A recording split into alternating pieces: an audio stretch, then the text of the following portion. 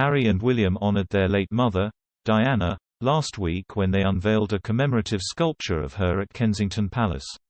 Coming together to mark what would have been her 60th birthday, Harry and William sparked claims they had reconciled when they made a joint statement about the occasion and seemed at ease in one another's company.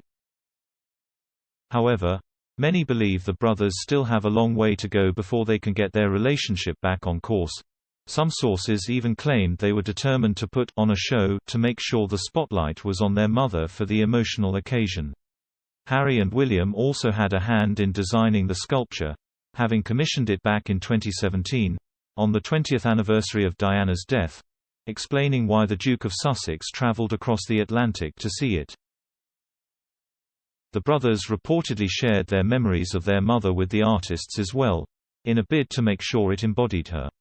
However, critic Jonathan Jones slammed the bronze sculpture in a scathing review for The Guardian, and pointed out the irony of Harry's part in it. He said, "Perhaps not even for Diana's sincerest believers, for the statue group's emotive symbolism is undermined by its aesthetic awfulness. In style it breathes the kind of repression and formality which Harry has claimed to reject." Harry and Meghan broke away from the firm last year, which they have since said they felt trapped in, so that they could operate away from the famously rigid palace system.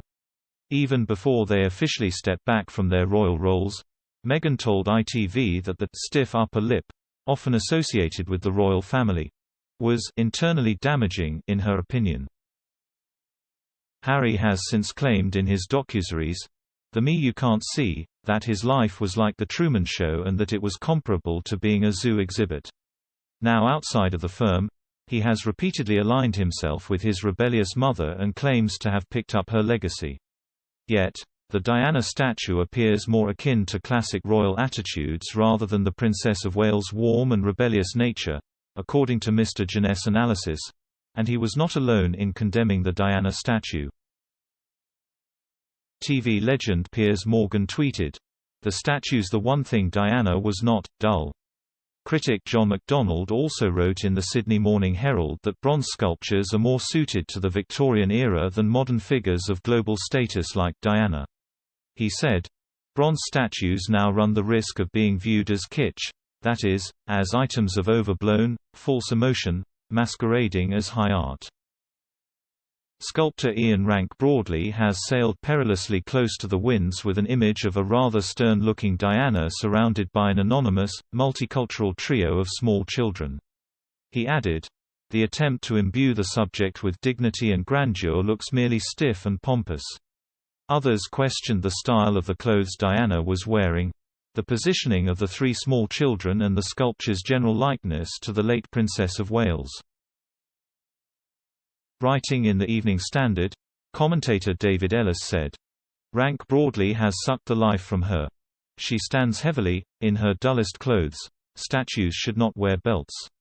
He added, "Given Diana's lionized legacy, didn't she deserve to have something more thrilling, thought-provoking and impactful than a dull blob of bronze that looks awfully like a Hornby figurine scaled up for the real world?"